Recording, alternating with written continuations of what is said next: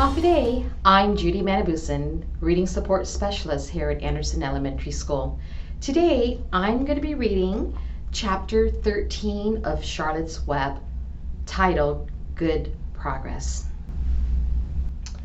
Far into the night, while the other creatures slept, Charlotte worked on her web. First, she ripped out a few of the orb lines near the center. She left the radio lines alone as they were needed for support. As she worked, her 8 legs were a great help to her. So were her teeth. She loved to weave, and she was an expert at it. When she was finished ripping things out, her web looked something like this. A spider can produce several kinds of thread. She uses a dry, tough thread for foundation lines, and she uses a sticky thread for snare lines, the ones that catch and hold insects. Charlotte decided to use her dry thread for writing the new message. If I write the word terrific with sticky thread, she thought, every bug that comes along will get stuck in it and spoil the effect. Now, let's see. The first letter is T. Charlotte climbed to a point at the top of the left side of the web, swinging her spinnerets into position as she attached her thread and then dropped down. As she dropped, her spinning tubes went into action and she let out thread. At the bottom, she attached a thread. This formed the upright part of the letter T. Charlotte was not satisfied, however. She climbed up and made another attachment right next to the first. Then she carried the line down so that it had a double line instead of a single line. It will show up better if I make the whole thing with double lines. She climbed back up, moved over about an inch to the left, touched her spinnerets to the web, and then carried a line across to the right, forming the top of the T. She repeated it, making it double. Her 8 legs were very busy helping. Now for the E. Charlotte got so interested in her work, she began to talk to herself, as though to cheer herself on. If you had been sitting quietly in the barn cellar that evening, you would have heard something like this. Now for the R. Up we go. Attach. Descend. Payout line. Whoa. Attach. Good. Up you go. Repeat. Attach. Descend. Payout line. Whoa, girl. Steady now. Attach. Climb. Attach. Over to the right. Payout line. Attach. Now right and down and swing that loop around and around. Now to the left. Attach. Climb. Repeat. Okay. Easy. Keep those lines together. Now, then, out and down for the leg of the R. Payout line. Whoa. Attach. Ascend. Repeat. Good girl. And so, talking to herself, that spider worked at her difficult task. When it was completed, she felt hungry. She ate a small bug that she had been saving. Then she slept. Next morning, Wilbur arose and stood beneath the web. He breathed the morning air into his lungs. Drops of dew catching the sun made the web stand out clearly. When Lurvy arrived with breakfast, there was the handsome pig, and over him, woven neatly in block letters, was the word terrific. Another miracle. Lurvy rushed and called Mr. Zuckerman. Mr. Zuckerman rushed and called Mrs. Zuckerman. Mrs. Zuckerman ran to the phone and called the Arabelles. The Arabelles climbed into their truck and hurried over. Everybody stood at the pig pen and stared at the web and read the word over and over, while Wilbur, who really felt terrific, stood quietly swelling out his chest and swinging his snout from side to side. "Terrific!" breathed Zuckerman in joyful admiration. "Edith, you better phone the reporter on the Weekly Chronicle and tell him what has happened. He will want to know about this. He may want to bring a photographer. There isn't a pig in the whole state that is as terrific as our pig." The news spread. People had journeyed to see Wilbur when he was some pig. They'll want to come back again to see him now that he was terrific.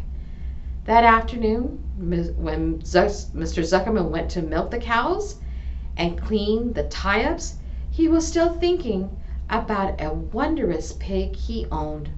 "Lurvy," he called, "there's to be no more cow manure thrown down into that pen. I have a terrific pig. I want that pig to have clean, bright straw every day for his bedding. Understand?" "Yes, sir," said Lurvy. "Furthermore," said Mr. Zuckerman, "I want you to start building a crate for Wilbur. I have decided to take the pig to the county fair on September 6th. Make the crate large and paint it green with gold letters."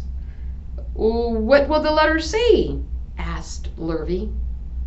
"They should say, Zuckerman's Famous Pig." Lurvy picked up a pitchfork and walked away to get some clean straw. Having such an important pig was going to mean plenty of extra work. He could see that. Below the apple orchard at the end of the path was the dump where Mr. Zuckerman threw all sorts of trash and stuff that nobody wanted anymore. Here, in a small clearing hidden by young adlers and wild raspberry bushes, was an astonishing pile of old bottles and empty tin cans and dirty rags and a bit of metal and broken bottles and broken hinges and broken springs and dead batteries and last month's magazine and old discarded dish mops and tattered overalls and rusty spikes and leaky pails and forgotten stoppers and useless junk of all kind, including a wrong size crank for a broken ice cream freezer. Templeton knew the dump and liked it. There were good hiding places there, excellent cover for a rat. And there was usually a tin can with food still clinging to the inside. Templeton was down there now, rummaging around. When he returned to the barn, he carried in his mouth an advertisement he had torn from a crumpled magazine. "How's this?" he asked, showing the ad to Charlotte. "It says crunchy. Crunchy would be a good word to ride in your web." "Just the wrong idea," replied Charlotte. "Couldn't be worse. We don't want Zuckerman to think Wilbur is crunchy. He might start thinking about crisp, crunchy bacon and tasty ham. That will put ideas into his head. We must advertise Wilbur's noble qualities, not his tastiness. Get another word, please, Templeton." The rat looked disgusted, but he sneaked away to the dump and was back in a while with a strip of cotton cloth. "How's this?" he asked. "It's a label off an old shirt." Charlotte examined the label. It said, "Pre-shrunk." "I'm sorry, Templeton," she said, "but pre-shrunk is out of the question. We want Zuckerman to think Wilbur is nicely filled out, not all shrunk up. I'll have to ask you to try again." "What do you think I am, a messenger boy?" grumbled the rat. I'm not going to spend all my time chasing down to the dump after advertising material. Just once more, please, said Charlotte. I'll tell you what I'll do, said Templeton. I know where there's a package of soap flakes in the woodshed. It has writing on it. I'll bring you a piece of the package. He climbed down the rope that hung on the wall and disappeared through a hole in the ceiling. When he came back, he had a strip of blue and white cardboard in his teeth. There, he said triumphantly. How's that? Charlotte read the words with new radiant action. What does it mean? Asked Charlotte, who had never used any soap flakes in her life. How should I know? Said Templeton. You asked for words, and I brought them. I suppose the next thing you'll want me to fetch is a dictionary. Together they studied the soap ad. With new radiant action, repeated Charlotte slowly.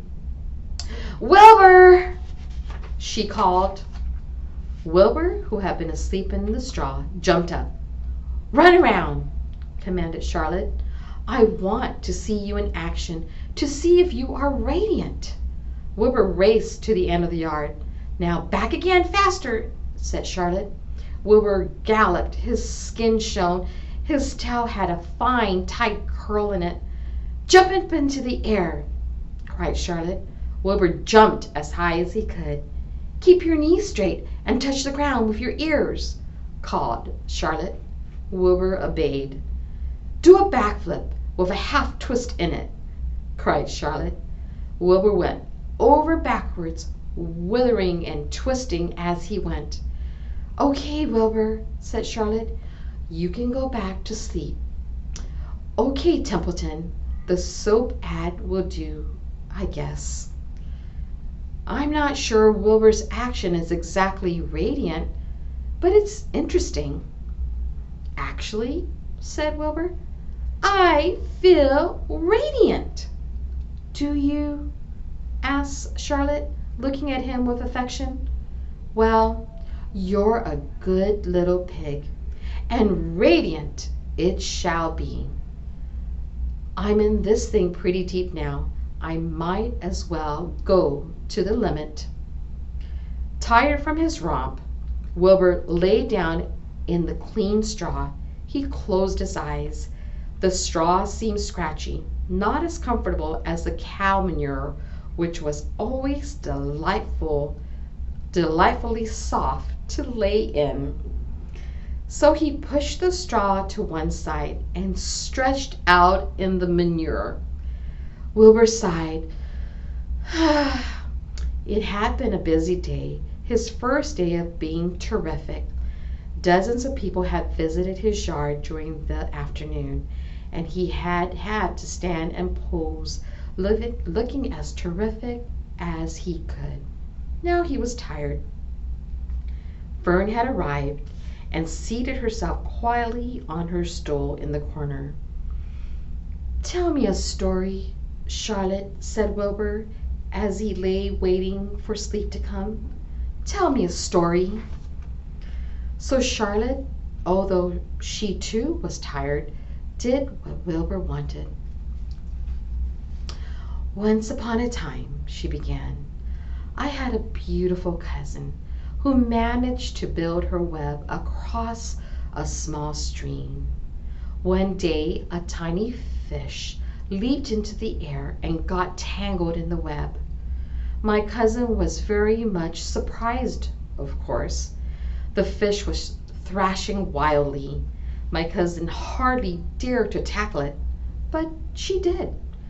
She swooped down and threw great masses of wrapping material around the fish and fought bravely to capture it. Did she succeed? Asked Wilbur. It was a never to be forgotten battle, said Charlotte. There was the fish, caught only by one fin, and its tail wildly thrashing and shining in the sun. There was the web, snagging dangerously under the weight of the fish. "How much did the fish weigh?" asked Wilbur eagerly. "I don't know," said Charlotte. "There was my cousin slipping in, dodging out, beaten mercilessly over the head by the wildly thrashing fish, dancing in, dancing out, throwing her threads and fighting hard. First she threw a left around the tail. The fish lashed back. Then a left to the tail and a right to the midsection. The fish lashed back. Then she dodged to one side and threw a right and another right to the fin. Then a hard left to the head, while the web swayed and stretched." "Then what happened?" asked Wilbur. "Nothing," said Charlotte. "The fish lost the fight.